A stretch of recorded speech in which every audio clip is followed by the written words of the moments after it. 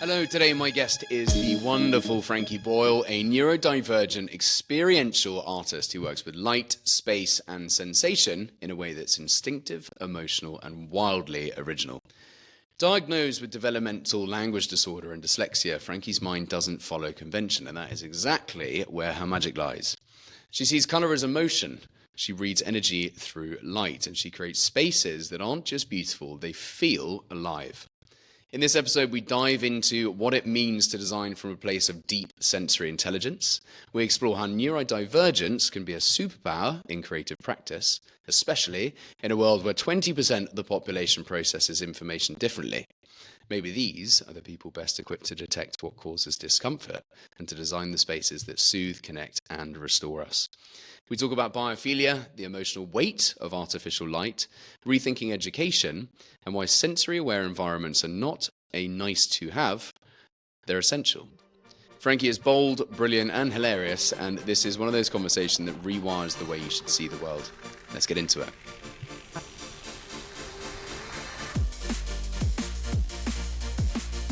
It's the Frankie Boyle episode.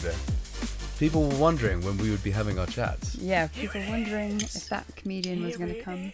Yeah. Now I'm going to say you sound different, and your Scottish accent has got. Sorry, I'm joking about like that comedian. I was like, I can't help myself here. No, Frankie Boyle, light artist. Thank you. Like to have the light artist at the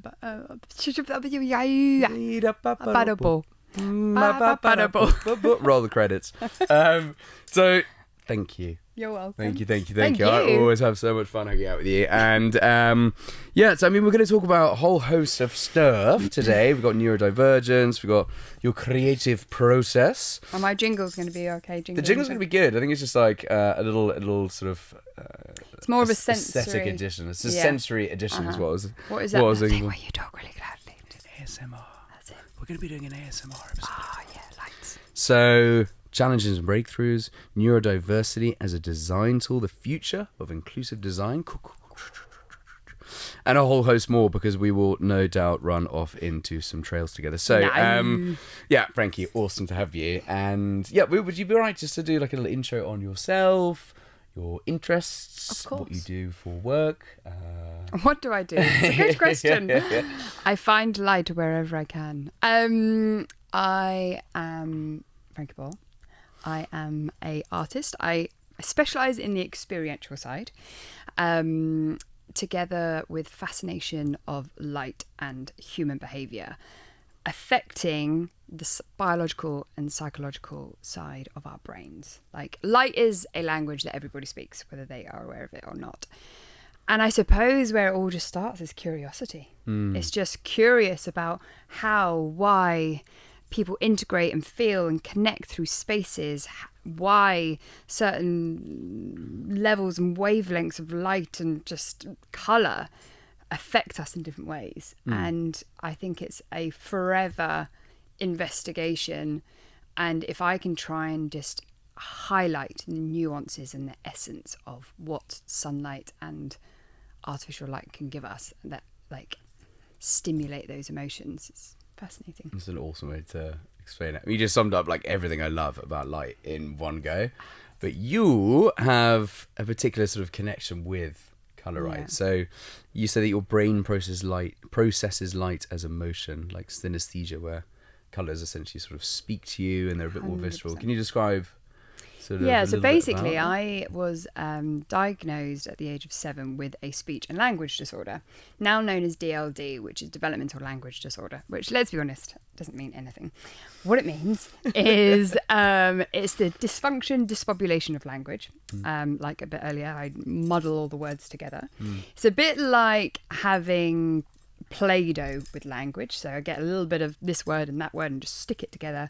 Often they mean the same type of thing, but basically when you grow up having this disorder, which is very linked very closely to dyslexia as well, which I also suffer with, or have. I shouldn't say suffer. Yeah, I was about to say. We'll dig into that a little bit. Wrong word. Is the fact of not being able to. Basically, the brain is like a sieve, and especially when I was younger, I wasn't picking up and understanding what people were saying to me. So I'm a big believer. If you take one sense away, your other senses grow stronger. And my sense for the visual side of like, what is the energy of this person? How is this person feeling? What the space we're in? And subconsciously, obviously, building up this sort of like language of understanding that if I was in a bright white space, that something needed to be done. And if it was in more of a calming, relaxing space, then I could relax and unwind. And obviously, this is all the subconscious, but it only in later years did I realize I knew why and how lighting should be done to create certain emotions, but I didn't know I didn't know why, like in a scientific term. I just knew instinctively. Sensed it. Yeah. And then when I started learning about it, I was like, right, okay, this is all making, like, adding up all the dots, and started to realize like how I see, like, this is why we are so connected to it. And like I'm doing a pitch at the moment, and one of the strongest like quotes that come up for me is from Albert Einstein that says, if you ever need to understand anything, look to nature. And it's so poetic, especially with light. Like, it's such an integral, intrinsic kind of connection. So how did you do you feel like the modern world has sort of adapted more to neurodiversity is like a hot topic at the moment, rightly so. So apparently 20% of people are neurodivergent, so whether that's ADHD or DLD or whatever it might be, so a fifth of the population are neurodivergent. Do you feel like the world has come on since you were, say, at school learning in terms of where we are now? 100%. Like, literally, I first of all, just the tools that are in today's world. Like, I can, I did a pitch the other day and turned it around quite quickly purely because of ChatGTP. Like, I can put all my thoughts, all of my evidence, all of my scientific research, all of my thought process into ChatGTP. Not worry about spelling, not worry about grammar, not worry about does this follow this sentence. But all of the thesis, and then it sort of just jumbles it up, makes it into actual physical the sentences. Ultimate PA, right? Isn't it? It's just incredible. Yeah. So, oh my God, going through school, that would have been sensational. Like, that was the one area. Slightly contested, but I think, but I mean, it's an interesting kind of moral question, that, isn't it? Because obviously, at school and university now, they're saying, right, well, obviously, but even South Park do a really good episode on this, where it's literally the teachers using ChatGPT, the students using ChatGPT, and it's this feedback loop of like basically trash being kicked out, obviously from the kids not knowing what they're talking about, and then the teachers not even reading it, and it's this loop of basically robots and marking robots homework, which is crazy. But for neurodiversity and stuff, it's such a useful tool. Yeah, and like even just the thinking about education, like our whole education system has been built up on like write this correctly, do this correctly, and it's basically all the educational system is what ChatGTP is taking over. But yet what we're losing is being able to communicate, being able to listen, to be able to hear, to be tapped into our biological bodies. And I'm thinking, I feel like the whole education system needs to start turning on its head and actually make education more about how you connect with people, how you listen to the earth around you, how you're actually communicating on a more of a vibrational, intuitive sense, which ChatGTP can't do. And so I feel like almost the whole education system kind of does need to start to be turning, because it's the one thing when you meet the younger generation, so often it's quite hard to get a conversation going or just like interaction, and especially in that whole sort of neurodivergent world. Like, I feel like if I knew the stuff that I know now about how to like get the best out of my brain through like lion's mane and like calm, and like I really suffer with ADHD as well. And so when you and I are in a room together, we're very composed right now. I'm impressed that we've got this far and we haven't like squirrel. Yeah. I keep getting really excited about certain subjects and be like, I must remember. But like I find it, if school is hard. I don't like, if you suffer with any neurodivergency and you're going through school right now. You're graded on it, which is crazy. Yeah. It's I always describe it as, you've got, say you're playing Tony Hawk Pro Skater or any computer game, and you have 10 tokens to make your player jump higher, run faster, be more whatever. If those tokens, if they're not allocated somewhere, they're allocated somewhere else. So energy doesn't disappear; it changes form. Oh yeah. Yeah. straight out here sciencing. Slam dunk that science. But one of the things, so we in another episode we spoke to Nick Sunderland, who's a feng shui expert. I call him feng shui master. Yeah, I love a bit of feng shui. It's bloody cool. I mean, but the whole purpose of this podcast, it's called In Light of It All, and the whole idea is sort of just like a bit of a quest to try and work out what the hell's going on, because you've got Eastern, you've got Western, you've got people appreciating now that there's emotional responses and physical responses to colour, to the way that we design spaces. If you're replicating nature through biophilic design, you can soothe. If you do the opposite, like McDonald's, you can get them the hell out of your space. But it's interesting that when you start looking at the way that brains are wired in scenarios such as yours, like synesthesia, where you can sort of have way more of a connection to colour and all your other senses, doesn't that in some way give us an insight into the other energies and the overlappings of them? And I don't mean energies in woo-woo, I mean physical energy, like radiation from colour. And just like we learn a lot about the brain through accidents happening to the brain, people, there's a story of some guy, I think in like the 1800s, who was laying down rail track, and he was a really fun, jovial guy, and this explosion basically damaged part of his brain. A bit of shrapnel went through. Really poor bloke. But he ended up coming out of it completely different. But then we learned that part of the brain, somewhere in the frontal lobe, was specifically to do with emotional regulation. And then there's people who end up, Alzheimer's. So what I find interesting is, where there's different wirings of the brain, perhaps it gives us insights into the truisms of the world around us. And I've looked at synesthesia before, and I think what's really interesting, and particularly with yourself, is you've turned into like a really good mate of mine, and I think we're both ADHD, which it always creates like an endless line of conversations. Yeah, this like podcast. the energy is like. We're gonna need to put this on again. We're at 3.5 hours. Anyone still there? Anyone still there? But I think what I find really unique is the fact that you're unbelievably creative, and you have this sort of, I guess, visceral connection to colours and stuff like that. But how do you then navigate the design process? Do you find that makes it easier for you when you're doing, and we'll come onto your projects later on, but do you find it makes it easier to sort of visualize your artwork, but then harder to explain it? Like where do you feel like your brain... That's a good question. Come on, I like it when people say that. Please me. Which way around is it, do you think? Is it sort of... first of all, easy? This wall is making my neurodivergency go off the chain. So this is why, I mean, so for people listening, there's loads of holes milled into some wood in literally my brain is frizzing. So this is also neuroimmunology. So it's ironic that I'm also working on it. I mean, these lights keep flickering. Yeah. It's not an advert for the show. It's not an advert for a show or any type of neuro. But now there's a new field that we're talking to Cleo Valentine, who's doing some amazing work on neuroimmunology, and that's essentially, we can now work out that parallel lines and consistency, although symmetry too much damages our brain, damages our immune system, which is crazy. So there you go. I'm just damaging my immune system whilst I'm staring at your face. Welcome. Come hang out with me for an hour and a half. I'll say damage your immune system and talk about how to not damage the immune system. But again, it's in King's Cross. It's consistency, and it's just become this is the spot for the first series. It's cool. Anyway. It's good on. It looks like I'm good on an Instagram camera. So that's. It does. Yeah, that's the main thing. And after the editing and stuff, we can sort of take out the weird twitches that you and I are doing because of the overwhelming design features of the space. But, yeah, I know.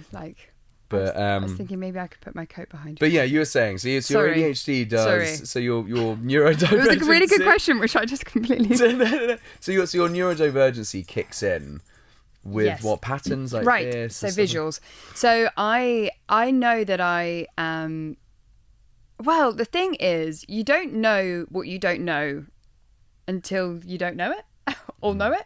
Or you don't know what you know. Anyway, whatever the sentence is. So you're saying you don't know what you don't know until you realise? Yes, thank you.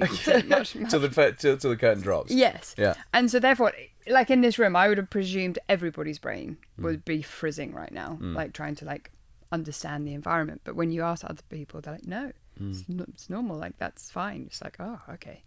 And I presumed that everybody could take that machine apart, understand the wiring inside, see where the cables are going. You're talking about the amp, like the amp, yeah. to sort of see what it's not necessarily to understand where the wires and what the wires mean, but like what I'm trying to say is like to visualize something, taking something apart, putting it back together. What does the back look like? What does the underneath look like?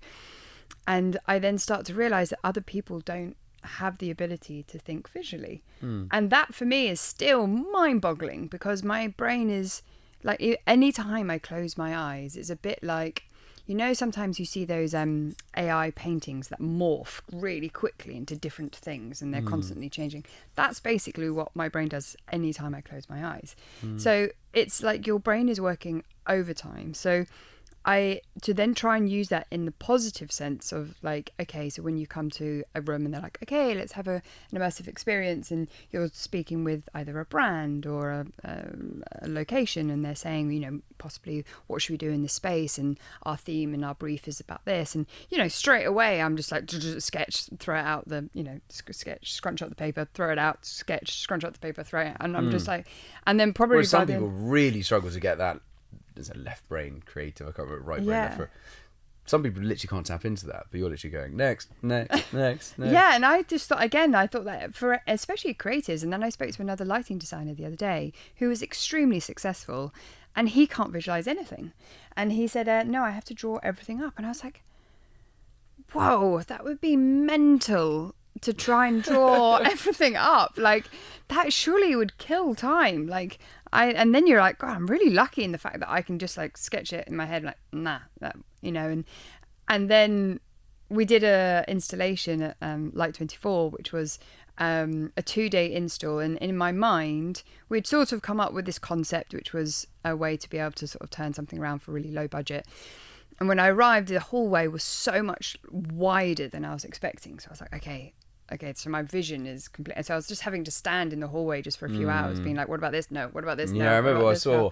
I joined you on site to have a look at the space. And yeah. And then on the Monday, like I was like, okay, let's go for this. And then actually, it wasn't until we started really doing it, and you know, you can visualize something, can understand something until it really, and especially light. I think out of all medium, like if you said, I'm going to paint this wall red, I think most people could be like, okay, yeah, I understand what that wall's red. But with light, it has such a different emotion and sort of tangibility to it. So therefore, it can do things that you're not expecting. More so than smell and taste?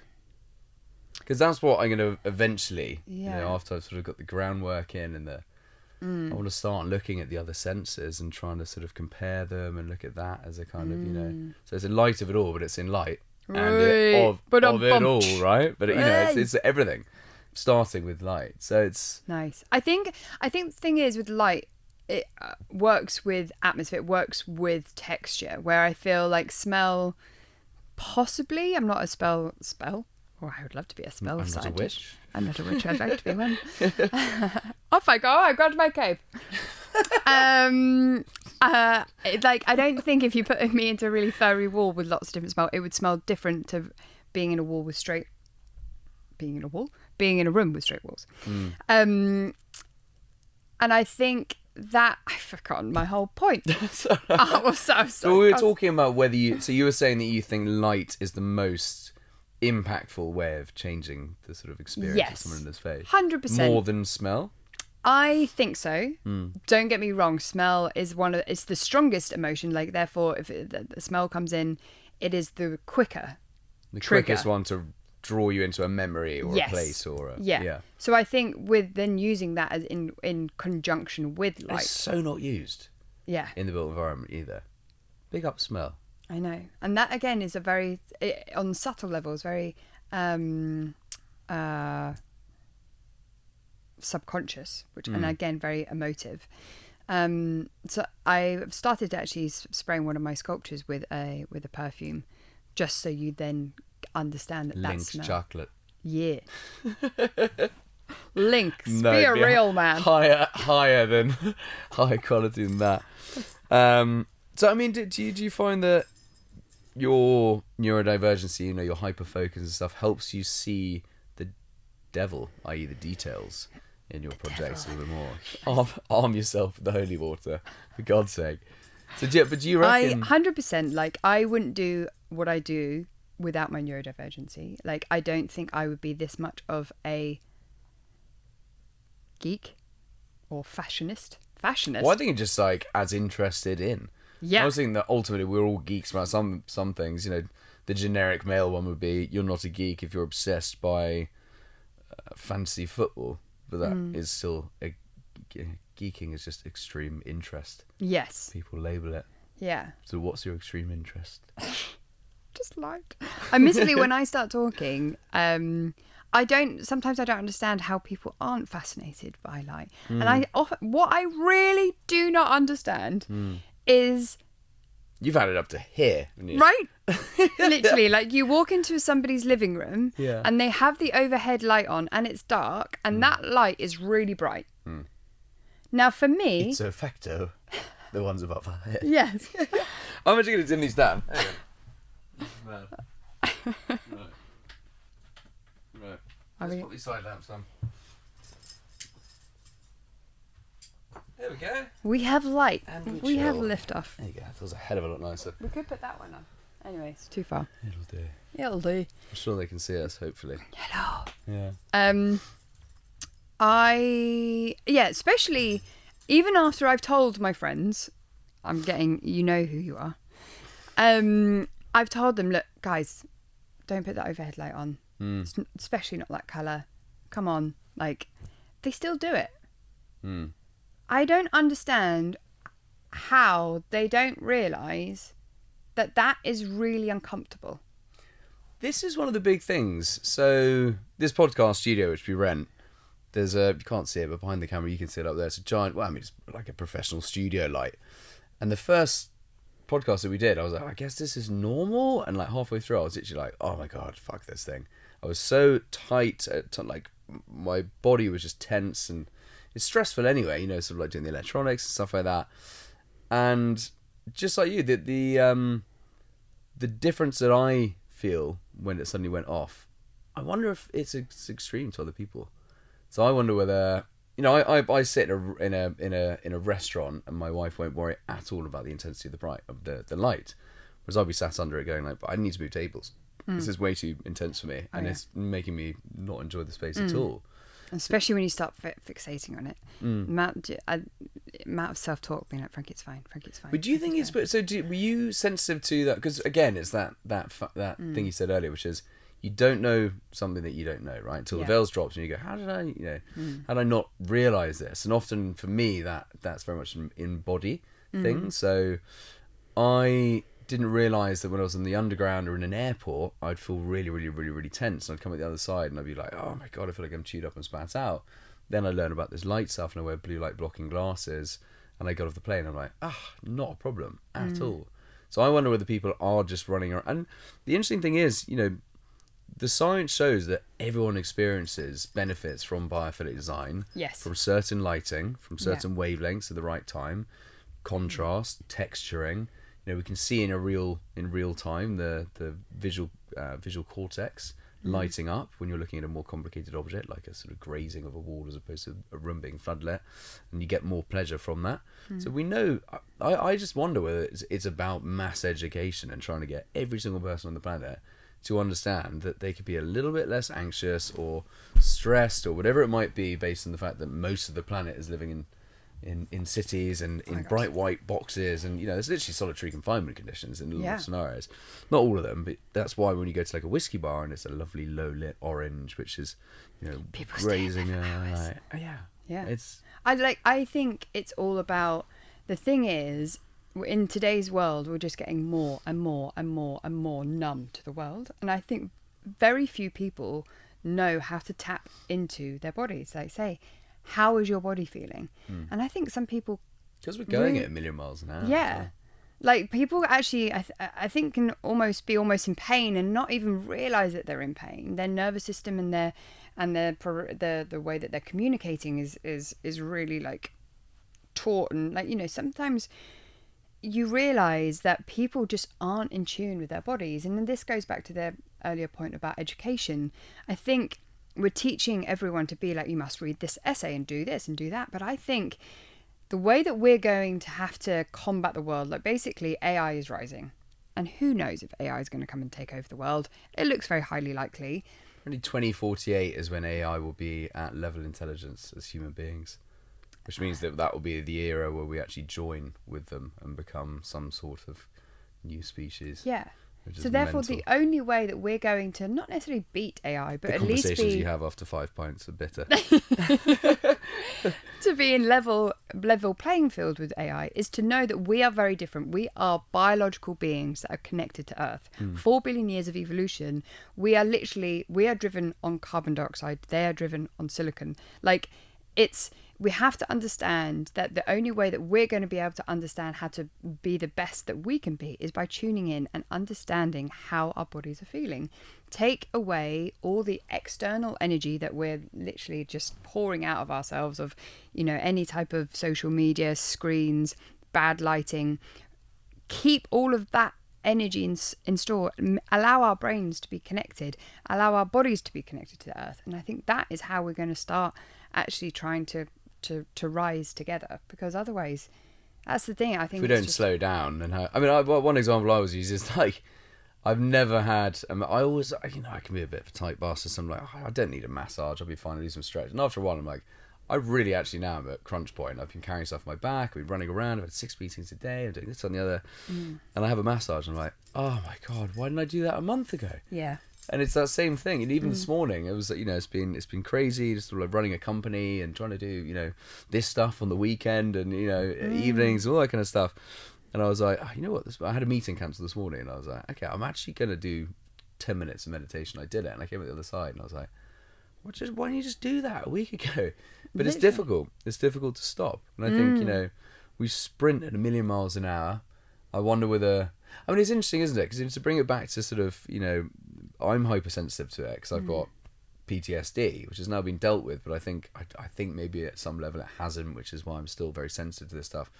You're neurodivergent and uber visual, which is probably why you're more sensitive to the wavelengths bouncing around and things like that. So, what do you think? So you say the answer is to slow down and to tap into things. Do you think that would then essentially hold the mirror up to people to slow down in everything they do and thereby put more of a...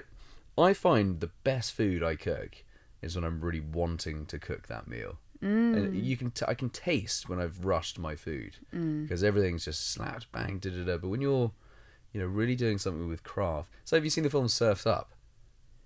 Yes. I'll explain it because it's a banger. But there's a and it's it's a very high IQ film. There's a surfing penguin, and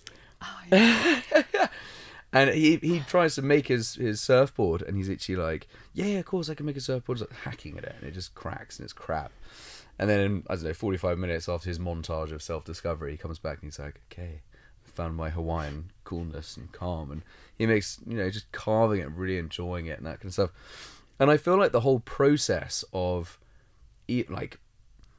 we'll come back to your projects after this, but I think particularly in construction where you're designing a building, putting it up, then you're on to the next one, and everyone's just this go. And I think the whole format of the capitalist approach to, I'm not going to stand there being like, oh, we need to be really communist, but I think it's interesting how the speed at which we're expected to do everything now does take out the layers of thought that ultimately connect us to the world around us. And in a weird way, I'd say that goes for AI as well. If I go proofread, sometimes it will go, oh yeah, also I've changed it. And I'm like, this is a load of crap now. Just don't do anything. Just put my commas in the right place and off I go. But it's interesting, so with your projects, do you find that you've had somewhere it's been a tight time frame compared to ones that maybe had a bit longer, and do you see a difference in the quality of those designs from your own Oh my god, I had so many things to say before you even went on to that. That's right. It's a long spiel. I was like, yeah, I'm going to say that. Yeah, I'm going to say that. Yeah, I'm going to say that. A dead end. But what do you think? So Living Lantern, which is this one. I'll describe it. We'll put a link in the. First of all, I just want to come back to a quick point please. of what you were saying. is the fact of, yes, 100%, if you put thought and intention into things, you're always going to get the better result out of it. However, and also the understanding of biophilic design isn't necessarily like, okay guys, we all need to take a spliff at lunchtime and take 3-hour nap in the afternoon. But it helps. Sorry. Oh, it helps. I got my dad addicted to it. Definitely have to edit that out. What biophilic design is saying, hey, your external environment is pulling energy out of you. I literally we're sieves, and it's allowing you to just pour energy out because the white walls, the straight lines are affecting you without you realizing. And exactly the same with lighting. So if we can say that actually we're not making you necessarily slow down, or obviously we all need to slow down, 100%, don't disagree with that, but what we're saying is plug up your holes of your sieve. Thanks. Yeah. I was thinking, what is this bowl shaped thing? I got you. And so therefore you're gonna have more energy and feel better. So therefore when you communicate with your co-worker, when you are working on your project, you don't feel completely drained. You feel energized. You're enjoying what you're doing because the environment that you're surrounded is allowing you to feel more connected to that. But this space. is also actually what I find interesting, is because, again, I think one of the biggest links that's missing in the chain of the design process is biophilic design. It's literally why I wrote the book. It is the why behind looking at evolution. Where did we come from? What do we need now that we spend 90% of our time indoors? Which is, we go out for ludicrous. Air. It's crazy. Stop them. So we spend less time coming up for air than blue whales. How mad is that? So we spend more time indoors than blue whales spend underwater, which is insane. That's a fun fact. It's a fun fact. Yeah. That's another one going in. Just going on top. Keep it. So I sort of feel like it's a missing chunk of info that, in this crazy fast-paced world, just quit education. It's all education, which is why we're, like I said, we're trying to get in at government level, we're trying to get in at education design level, just so that people running around at a million miles an hour can at least, instead of having to like slow down and go kumbaya and meditate and really tune in and write a wish list of all the things that they wish they might have and all this, boom, don't worry, there are 15 things that other people have made for you that you can just literally tick off every room that you design. Boom, off you go. And then hopefully this podcast with me sort of chatting to people will help, it's basically the AI version of biophilic design into people's minds to help them out as well. And I think so I mean, bring it back to neurodivergence and neurodiversity and this sort of uniquely awesome brain that you have.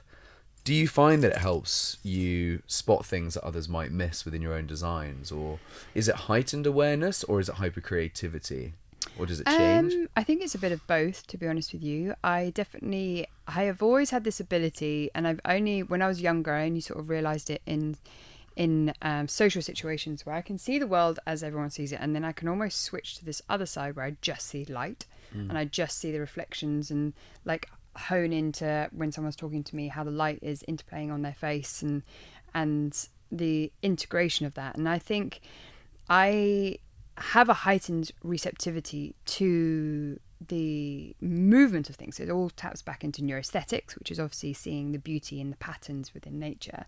Now, again, 4 billion years of evolution, we've understood certain patterns to be relaxing and calming. So therefore, the movement of water, the clouds passing on the sky, the leaves blowing in the wind, like those type of movements elicit a calming sense. So therefore, when you're looking at an environment and you're wanting to try and tap into people's sort of subconscious and allow them to feel like, oh, this is nice. I feel like I've just unwound a bit. Now, if I can do that in a heightened understanding of like every element within that room, for you to be able to just say that sentence, be like, oh, I don't know why, but I just feel really relaxed. Like, I think that is where my superpower comes in. And it's really nice to sort of How do you mean then? Sorry, because you instinctively just get that. Yeah. Just, boom, that's what makes me feel super soothed, because I feel very reactive to it, responsive to it. Yeah, it's looking at every detail. So looking at the materiality, looking at the colour, looking at how the light levels, the flicker rate, like, to almost be neurotic about the different elements. And when, let's say, the living lantern. So does your art, is it essentially a process to calm yourself? Yes. Yeah. Yeah. I'm just creating basically artwork that I've always wanted, and in spaces I've always But that's wanted. pretty cool. Like when you actually frame, because I think that's a kick-ass like approach to just you as a bio, right? Like your explanation, description about Frankie Boyle art is essentially you've got this hyper awareness of things that soothe, calm, and impact emotion, and then the parts of your brain which are literally pumping out creative ideas, you then mold into a state that optimizes humans' enjoyment of it, because you basically within yourself, being hypersensitive to it, have gone, trust me, this is now done, enjoy it. 100%. And that's why I'm That's so the cool. biggest critic of my own work, is because I'm not necessarily a painter that does a brushstroke being like, yes, it's done. Ta-da. It's like how does that really sit with me? Does that actually work? Do you drive yourself, like, do you find yourself that you've been like, are you a perfectionist? Yeah. Does it with drive my you nuts eventually? work, You're like, I "Oh." am. My ADHD doesn't allow me to be a perfectionist within the home. Yep, I feel that. My washing is never folded. My drawers are never closed. But with my work, yes, because I always, especially like going through, it goes back to those art days of being at university when you say to teacher and tutor, that was, what do you think? And like you have that voice being like, is it the best that you can do? And soon as I say that to myself, I'm like, although this is going to be long and laborious and maybe another whole, like maybe a night ahead of doing a night install or whatever it might be, it's like, come on, Frankie, this needs to be better. And obviously there's levels to that, because obviously you have teams around you and you can't just make people just work endlessly. So you have to have some sort of cutoff. And it is hard. That is the one thing that I know that I'm not good at, is just saying, okay, it's done. Because there's always more. There's always more. And obviously budget gets involved so hard, because the details that you could create. And so often immersive experiences aren't immersive, and it gets me so frustrated, because you're just like, don't advertise yourself as an immersive experience when you haven't even thought once about actually what immersion is. What you've done is project things onto a wall. You've just created a screen surrounding someone. A screen, we all carry screens in our pockets. Screens aren't immersive. Screens are just a thing that we know and we understand.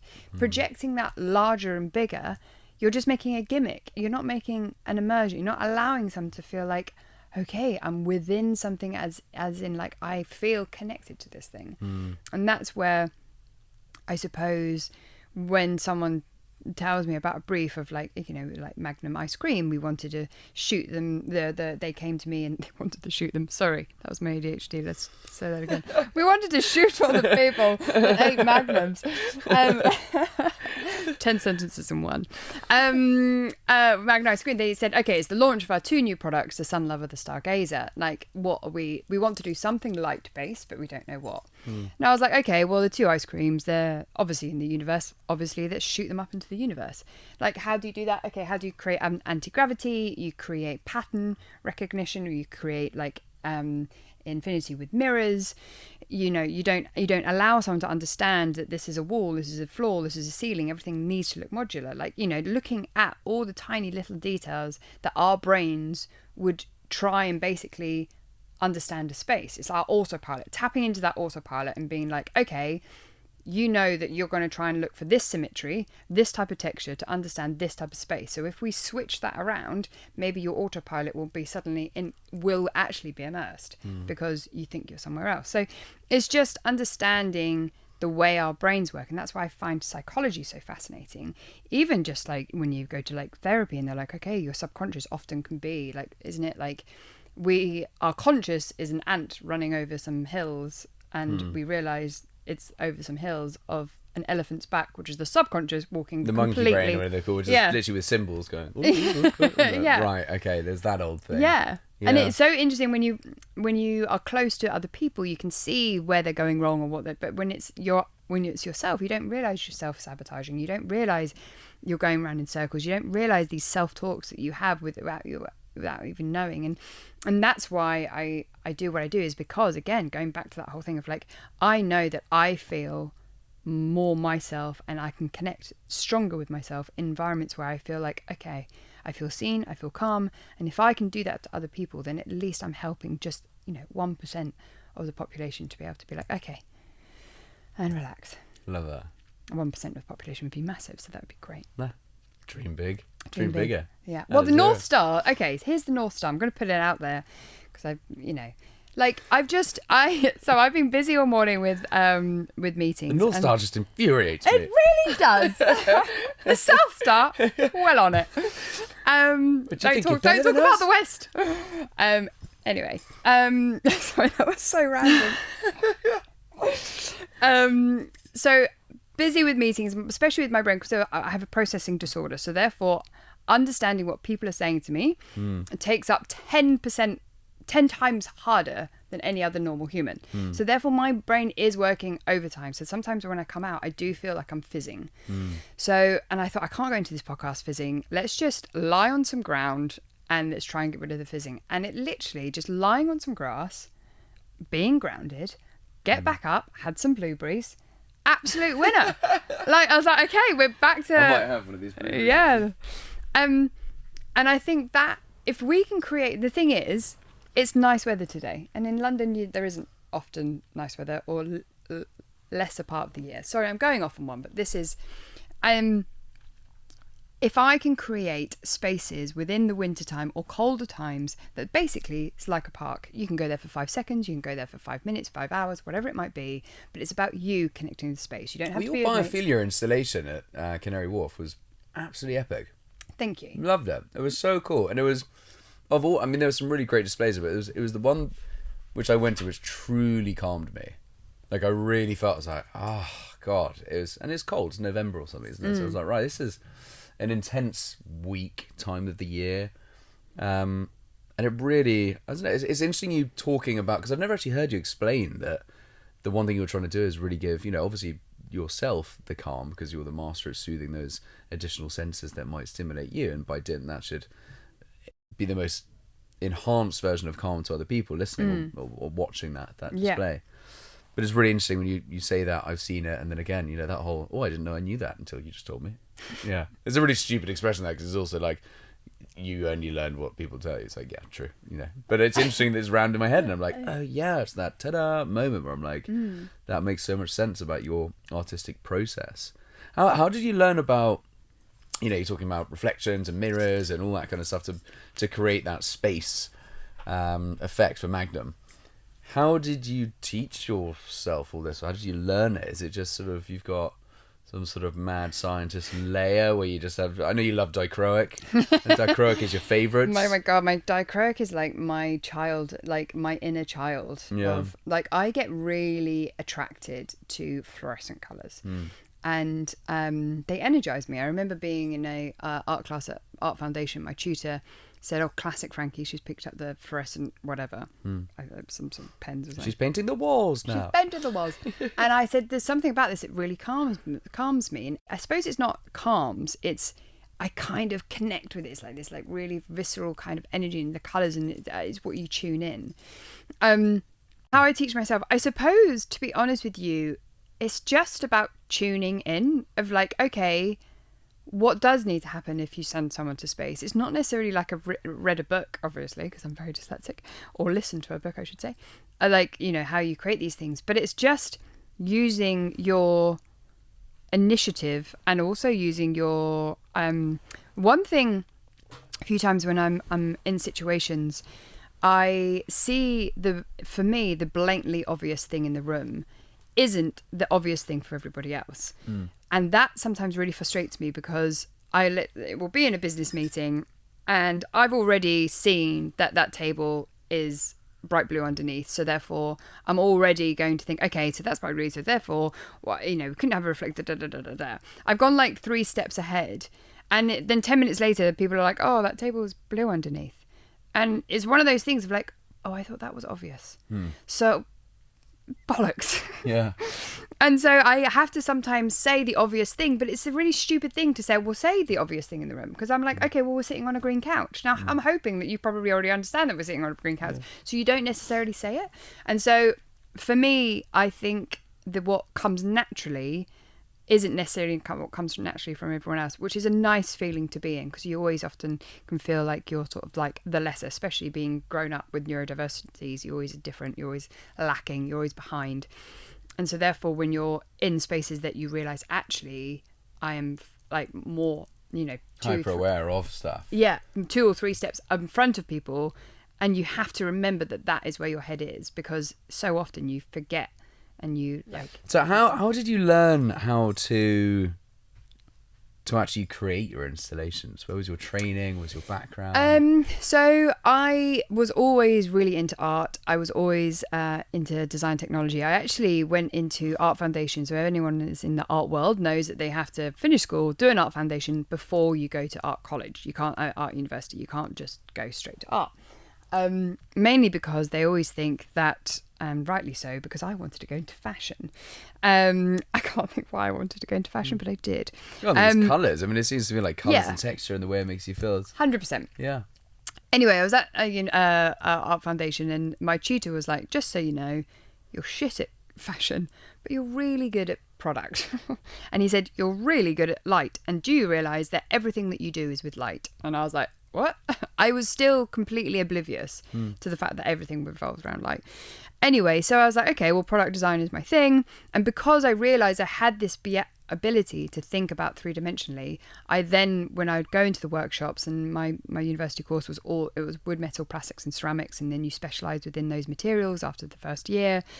And so you start understanding just how things go together. And because I'm very logical, I like things just made sense that this goes like this, and this would make something more rigid, and and I then came into the industry, knew I wanted to do something with lighting.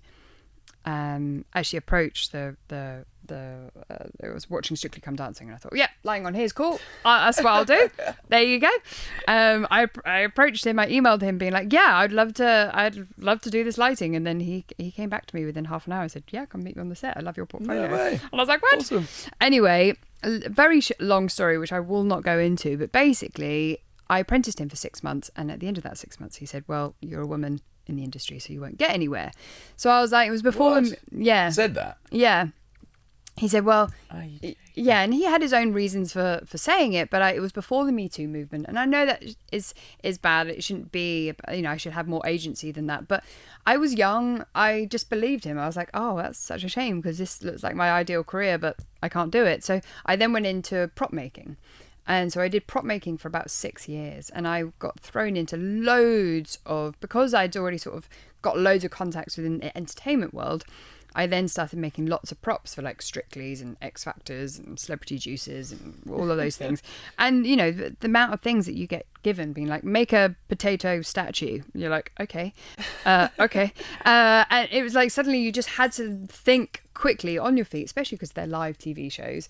So this understanding of production and fabrication and materials and communicating with different suppliers and just syncing all of that up, obviously that was really like installing. And obviously but I come from a chefing background. Both my parents are chefs, and so I've had this initiation into the world of like everything is like timed, everything must be there. The way you communicate with people obviously then transferred really nicely into product and art department. So having a good 6 years in art department before I then was like, I need to find the light again.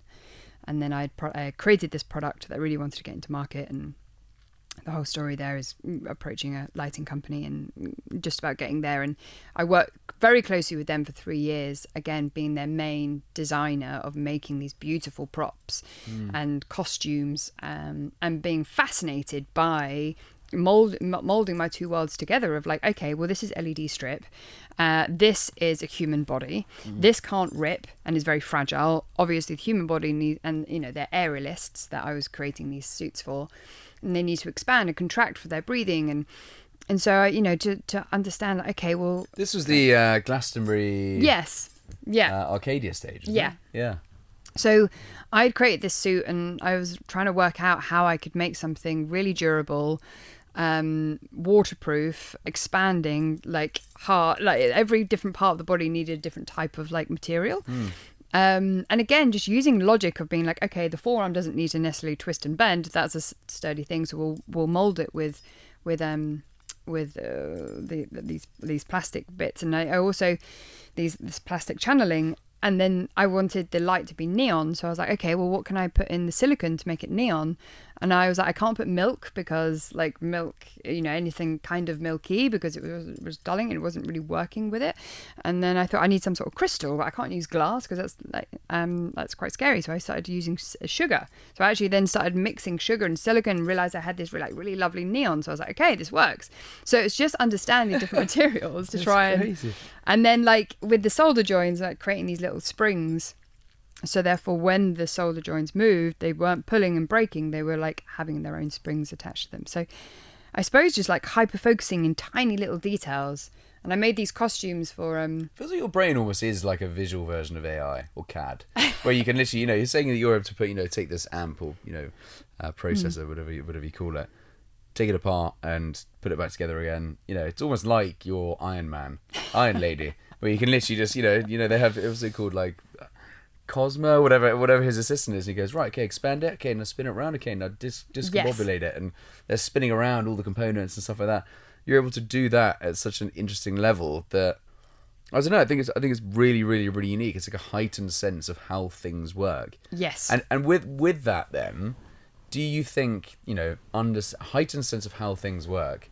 Do you think that extra ability to process lets you read people's body language and how they're 100%. Responding to your artwork? 100%. Literally, like I become fascinated with people's body language, and that's how I've almost, that is, so when I'm listening to someone and when we're talking, 80% of what I'm taking on board is the energy, is the body language, is the tone, and then 20% is the words. And so hence why often when I watch a movie for the second time, I'm like, oh my God, there's so much more information in this than I ever knew. But that is how my brain has survived, because it was like, okay, I can't understand what you're saying, so I need to respond to the environment. So it's just like it's like, and it's funny you should talk about AI, because I literally recently, when I see how AI works, it is a bit scary, because I'm like, but that is how my brain works. Like, and you see it sort of flip and you see it twist things, and I'm like, God, does that mean I am AI? And sometimes I feel like when I'm AI, a dyslexic version. AI.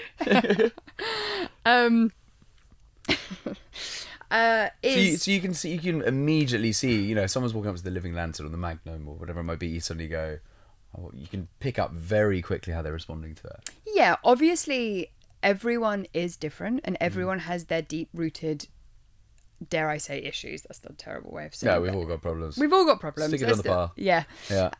So therefore, obviously, people's mannerisms, and especially people with their own neurodivergencies, you know, they will interact and experience things differently, especially when I'm on stage. You know, sometimes when you look down and people look friggin' miserable, you're like, oh God, but then you realise it's just their concentration face. Yeah. Yeah.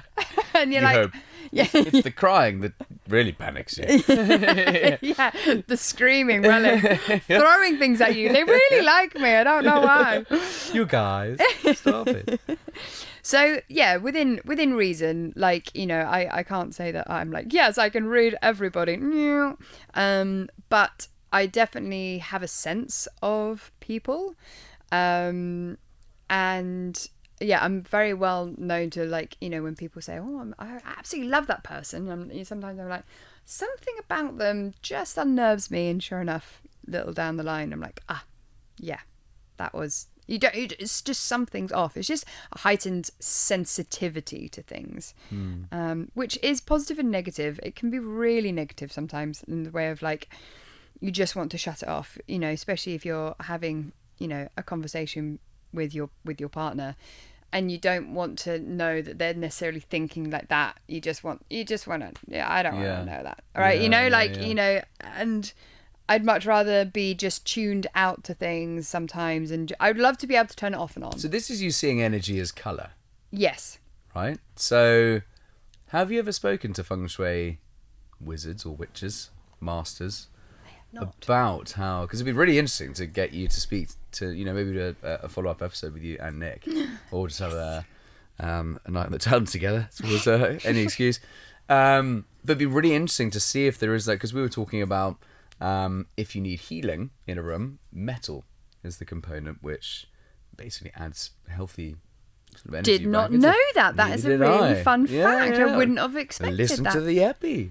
It's a goodie. I would have But, thought that would really like reflected and bounced and kind of. but this is what I think would be really interesting is, I don't know, I'm trying to think of, if we do a before and after, even in a room, if he goes, right, Frankie, like, what are you feeling right now? And you go, well, I'm seeing this, and this. And he goes, right, okay, watch this. And then it'd be amazing to map the visual energy based on, do you know what I mean? Like actually putting some, again, looking into the brain and seeing, you can see what other people can't. Other people are able to see things that led to feng shui. Other people look at it more mathematically and go, right, well, okay, we'll look at people's blood. And all these things, interestingly, are revealing results that just reinforce the simple thing, which is slow down, mimic nature. Literally. It's just like end of, isn't it? But my yeah, literally, it's like, and thank you, tune in next time for. No, but I think what's the reason I'm fascinated by this is because I've heard crazy stories. I mean, Nick in the feng shui one was telling me about how. I mean, listen to the episode, but some of the stuff he says is absolutely wild about like how he changes energy and stuff happens. But biophilic design, like, you can get people out of hospital a day earlier by showing them an image of nature. Just an image. Just an image of nature.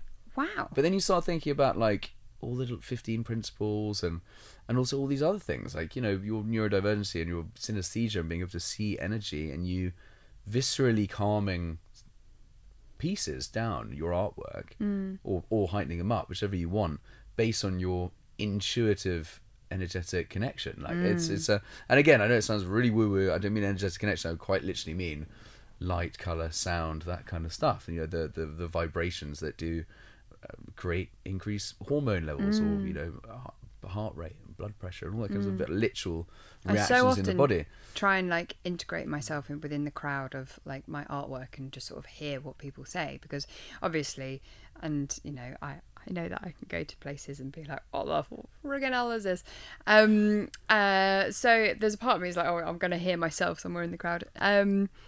But actually, so like, especially at Canary Wharf, I was really expecting to be like, what are this mess in the trees? But I never heard that. I literally heard, oh, wow, I like that.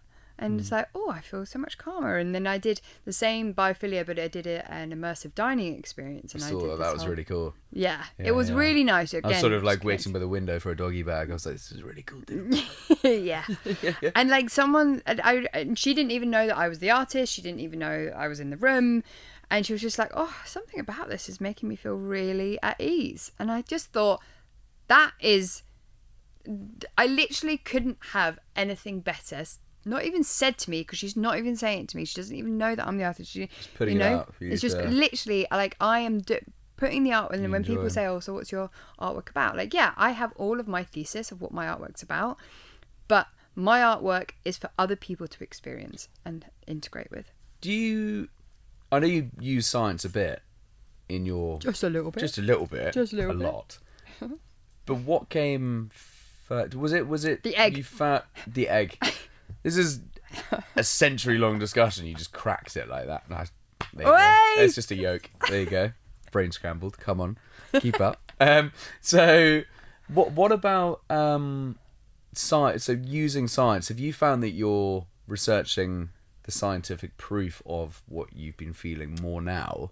100%. Or was it the other end? Yeah, it's I've always had these feelings towards certain things, and I know, again, like, it does sound crazy about sort of like the woo side, but I don't mean it woo. I just know that this has been a good feeling and this has been a bad feeling, and then when I start researching it, I'm like, oh my god, like I subconsciously always knew this, and that is crazy. And it's great because it's like, okay, great, I can really back myself, because and often even with chakras and things, like when I've started to even delve into that, to be honest with you, sometimes I freak myself out, because I often think like, oh, I sort of feel like there's this circle of energy that needs to be clear, and it comes out from here and it comes from there, and then when you and I sort of feel like this is red, and then when you look into it and you're like, oh wow. And the thing is, and that's how they've labelled it as, yeah. The thing is, I'm so hesitant about the level of people, like the number of people listening that are just like, oh, this is way too woo this shit. This is so not like the aim, and I'm definitely a guy of science. Yeah. But I think we're silly not to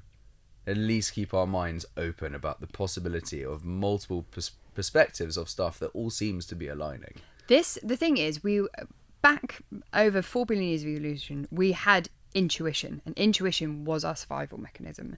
And these woo-woo things that people read about, may it be chakras, maybe it be whatever it might be, and I'm not saying that, chakras are, but everything within the energy field has been researched over thousands and intuitively understood. It isn't until science is starting to come up we can start to explain things, but we can't explain everything. And I do think that we now revolve around pure science, and if science doesn't back it, then it doesn't exist. But the thing is, science only uncovers things. It's just an uncovering of things. It isn't like it's now suddenly everything's coming into a funnel and it's like, science. It's like, no, science is starting, it's like the rubber. It's just like rubbing out things. Like, oh yeah, this is now a thing. Oh yeah, now we can now prove this. Yeah, we can now prove that. And it hasn't got to the whole page. We'll get a classic example is neuroimmunology. How we've only just been able to, from what I understand from Cleo's work, we've only recently been able to start measuring the fact that bright light and straight lines, etc., damage our immune system because our brain doesn't like it. The processing pressure on our body then becomes harmful. Yeah. But we've only just got the measure, we're only able to do bloody x-rays a little while ago, or MRIs, you know what I mean? So it's like, and this isn't some mad conspiracy thing, but I just think it's important to actually, and we have a duty to stay open-minded about it. And I think this is the interesting, curious quest that I'm kind of on, which is to literally just speak to people with incredible perspectives and jobs and, activities that gives them potentially a unique perspective on how we should be designing spaces. And I think that's also a really interesting way to perhaps sort of guide your brain to help us is what would you do to most spaces to soothe? What are those kind of key things that calm you? Well, I think movement is a key thing that we've forgotten, because again, we're spending 90% of our time indoors, and we have evolved to be outdoor creatures, and movement was a constant connection to us. So therefore the neurosthetics of how the trees would blow in the wind, and the how the clouds moved. Now that was all in the we didn't clock, oh, the clouds are moving, we just clock it naturally. And obviously the sun moving through the sky, fire into the evening, definitely two moving sources of light. Now when we come indoors, we have completely shut our brains off to any type of movement. So no wonder we're having this crisis of TikTok, where it's literally tapping into that very essence of the brain, which is attracted to strong movement. Now strong movement is we're going to be either hunting or we're hunted. So therefore, if we're suddenly saying a strong movement in the room, our attention goes to it, because either there's a lion that's about to eat us, or we're trying to find a lion to eat ourselves. Not that we ate lions, I don't know.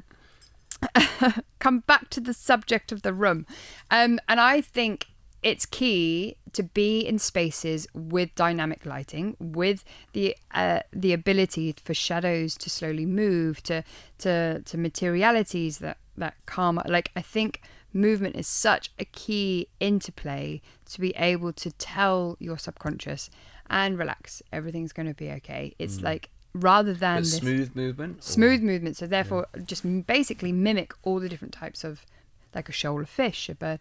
Especially with biophilia, I did lots of different content with biophilia, and lots of people, they stared and they watched. But the crowd pleaser was, and in biophilia, just so you understand, it's 60 meters of LED that is in a motion and fluidity of a bird flying through a space. So it's sort of trailing that, and literally it was just a dot of light that would move through with almost like a shooting star. So it had a trail of light coming from it, and it would just literally I would just put it through the LED, and you would watch this bolt of light move and caress the trees and into the bushes and then up, and everybody loved it. And because it was literally we were so used to watching that bird fly around, and it allows us to tap into our primal beings. It allows us to be oh, let's just tap into nature. And the thing is, what that is doing to our brains is saying that we're safe. And our brains is constantly trying to work out if our environment is safe. So if we see any type of movement that is tapping into neurosthetics, we would have not noticed how trees moved slowly. If we were feeling under threat, we would have just been looking for the big movement in the room.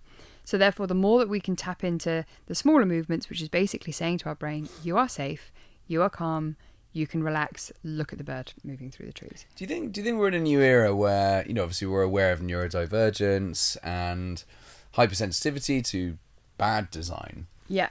Do you think that then puts potential, people with neurodivergencies at a bit of an advantage to being those who are best placed to 100%. Create soothing places?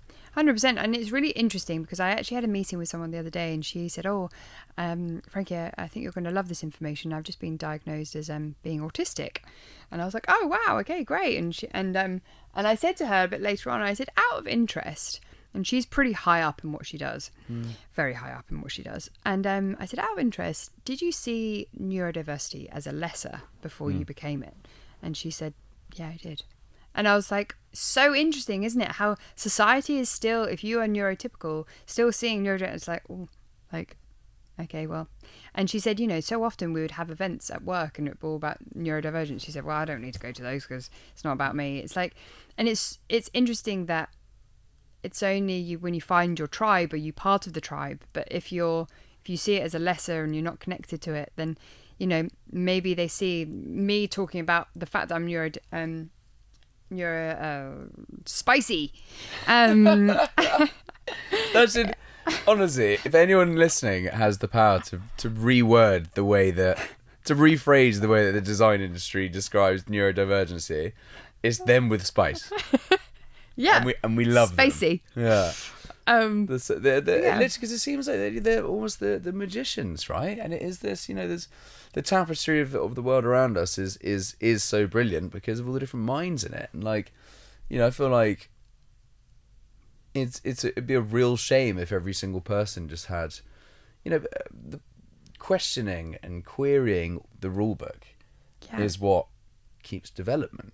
Right? Well, design comes out of the need of curiosity. necessity, doesn't it? Exactly. And that's the thing. It's like my necessity is to find spaces that calm me, which aren't anywhere, and artworks that calm me. So therefore, okay, well, I can't find it. I'll design it. It's interesting to know whether or not the buildings that we're designing with the tech and the legislation and the artificial materials and the boring bloody white colours that we stick on walls that suck the life out of the place, are they damaging the brain to a point where it's pushing people to having processing alterations, i.e. becoming neurodivergent, or 100%. Well, the increase or is it in enhancing a pre-existing? Do you know what I mean? yeah. It's just... Well, I think the rise of ADHD is the epitome of that, isn't it? Because attention span, because we're not used to training our brains to have.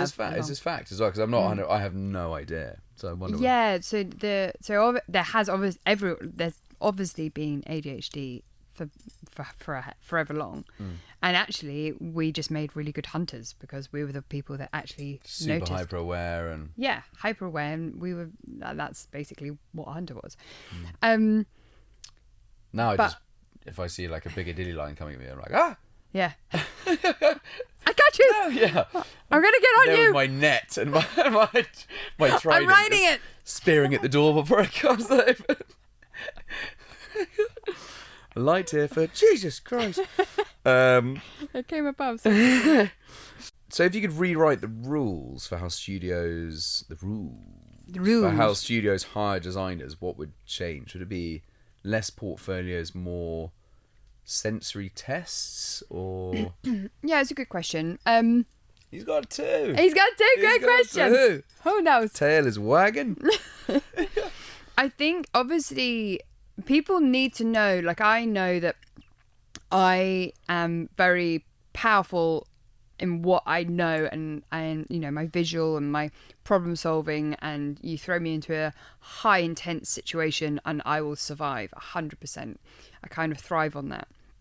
But I suppose sometimes people get stuck on the basics of the reading, the writing, the heavy lot of logistical side. And the thing is, I think people need to remember creatives are creative for a reason, and that is they have the ability to do other things. So often when I've especially recently had conversations about taking more of a permanent role inside a creative agency, very rarely is it actually a creative role. It's very much like you're behind the emails and you're doing all of this. They're not saying, hey, we want you to be creative and we'll give you a PA. Absolute winner. Like, yes, okay, let's do this. They're saying, no, you need to be creative and all the other things. And don't get me wrong, like, and then, you know, I know that I can do the job, but I can't, you know, the spelling and the grammar is just going to be all over the place. The processing of the different things, like, you've got to understand, I hyper focus on things. I will look and I will zoom in to every little solder joint and zoom out when I need to and zoom back in. But if you give me 10 projects all at the same time that you wanted me to do that on, maybe, you know, and then also do all the admin on side that, you know, I think that it really has been proven, the science has proven you can't be creative and logical at the same time. And so sometimes people actually split that up over days and, okay, today I'm going to have a creative day, today I'm going to have a logical day. And so often I would love to be able to Logical do that. until you got in here. Yeah, yeah. Then it went very Then the quickly walls off drove the me tracks. insane. And so often I know that my brain works brilliantly with words and things in the morning, brilliantly as a dyslexic person with words can. And then in the afternoon, it has to be creative. But but you need to work with a manager. A lot of the stuff that happens with me as well. Like, it's, you know, it's interesting because, like, I wonder whether, you know, at the end of this, I'm going to find out that I've got, you know, a neurodivergency. I mean, I guess maybe PTSD kind of thing it is, but it's interesting again because I'm definitely a analytical mind, but sometimes explaining my point, I'll use 10 words instead of 1. But who said tin words? And I was like, are they different it's to my wooden feng ones? shui. As we're using my metal. My wooden ones, plastic ones. My aluminium words. My tin whistle. Aluminium words instead of 1. Sometimes I say big words to sound more photosynthesis as well. So no, Onomatopoeia. yeah, no, it's just interesting, you know. I mean, it's a case of sort of why perhaps I may be, I don't know, uncovering dyslexia within myself, or, you know, and again, it could just be, you know, sleeper agents, right? I have no idea that maybe I've got dyslexia or 100%. Well, I was diagnosed with dyslexia and DLD at the age of 7, but the ADHD was not diagnosed in women at that age. Now I realise I am so ADHD to the max, you know, with all this evidence coming up, and it's just, and sometimes I'm thinking, actually, was it more of my ADHD they were picking up than actually than my DLD? It's because of this just like hyper aware and like getting, because my brain is working, and I'm sure yours is the same, like, because it's working overtime. When I look at words, and this is what I think some people, because they're like, when they ask about dyslexia, they're like, oh, so your words jump around on page. Now, it isn't the fact that the words and letters jump around on page, it's the fact that our scanning is going too quick. So we're scanning for the letters. So I'm processing like 6 things at the same time. And that might be just because the world has trained our minds to do that. Email, another one comes in, hi, can you get this for, yeah, sure, I've got a meeting in a minute where I need to order an Uber, and you know, and then you're permanently jacked up. Yeah. So I think maybe that might be the part and of the that's reason why issues. that's why things start switching around. It's like, and I think people, again, like, you know, there's always so many questions of like, oh, does this really happen? It's like just trying to understand that it's not that we're deformed. It's not like we, you know, look at a page and, you know, everything just, it's the fact that our brains are processing information so quickly, hence why we're missing things, hence why we can, you know, have these, like, what they call as difficulties, because you can't necessarily read a page properly because you're jumping to.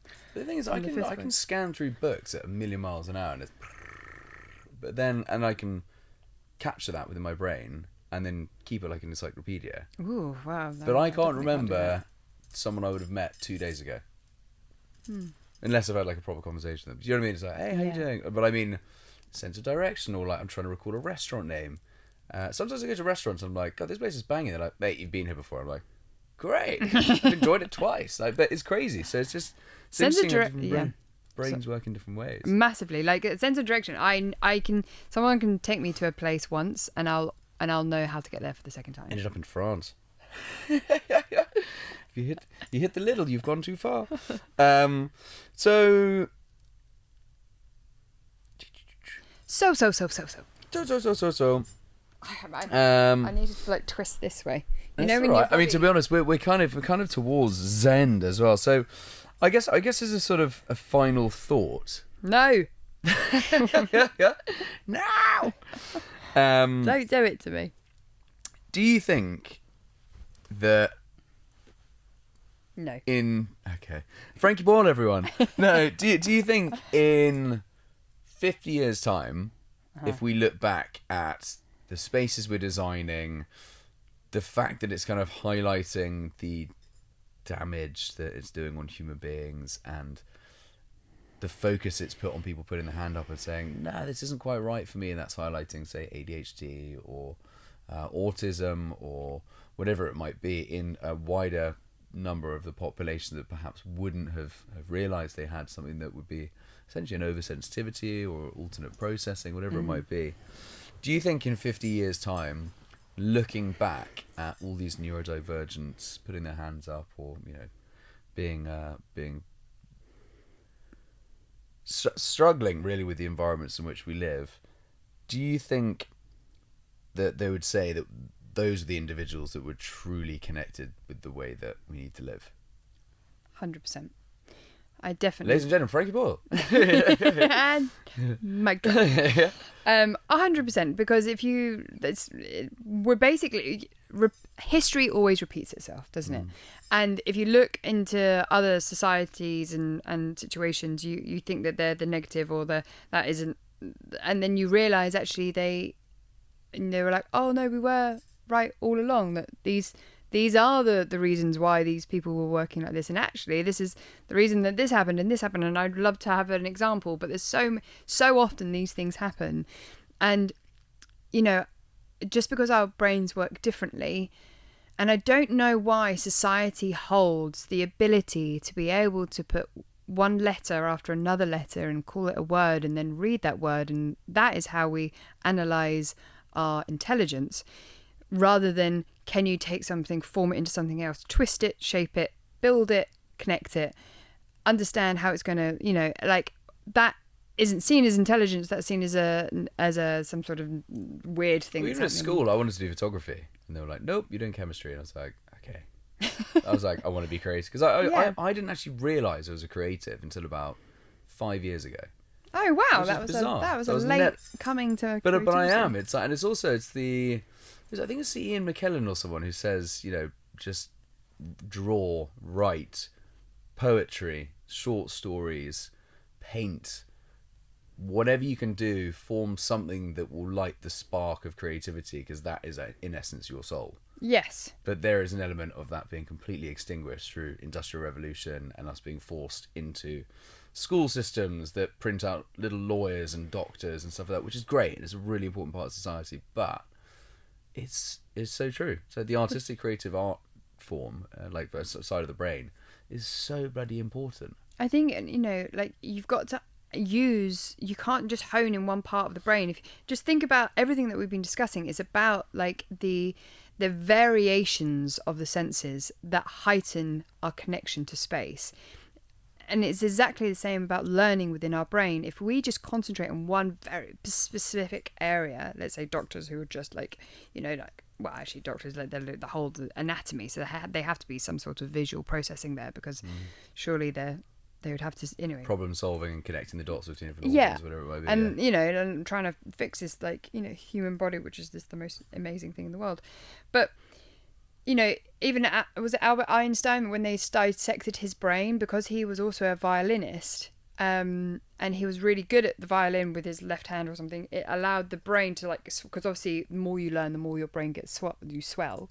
And at the area of the where the violin learning was, it actually swelled and knocked into his intelligence to basically make him a bit of a madman. Hence why people sort of called him kind of crazy by the end of it. But he wouldn't have come up with those problem solving solutions without this part of the brain pushing on it, which was his violin playing. And it's just That's like wild. Yeah, and it's this like crazy thing of like, you know, art, you know, there is like a real therapy to it. There really is this, you know, people always say, oh, I'm not creative, I can't, you know, draw a cat or a smiley face or. But I'm not good at drawing, but I definitely see things that most people don't. Yeah. You know, it'll be a sort of like 1 + 1 equal, you know, I don't know. But for me, a lot of it is like patterns. So I can read 20 books, and I do, you know. And then I'll see and I'll explain it. I'll be like, yeah, that. And they're like, how the hell have you got to there? And I'm like, well, because of that. And they're like, and then it takes a while to, that kind of thing. So, but I think it's really interesting to just think of like creativity in new ways. I think so. People are stuck on this like drawing, rather than like, no, let's see. It's more of a as a whole kind of sense rather than. And for me, my instinct. I'm glad you sort of said the right thing. I'm glad that you said the right thing. This has been a test the whole way through. You got. I'm going to mark you up. No, and so I am right. So, I just find it really interesting that actually I do believe that neurodivergent people are hypersensitive to the environments in which the human soul needs to be. Yes. And there are scientific patterns of 15 principles from Terrapin and multiple others, feng shui, different ways of explaining what intuitively neurodivergent people, I believe, are most responsive to. And that, for me, is, I think a pretty big superpower in the armory of design practice. If you're really wanting to create spaces that harmonise, dial up the sensitivity, send them in. 100%. As I often. And they'll calm. Yeah.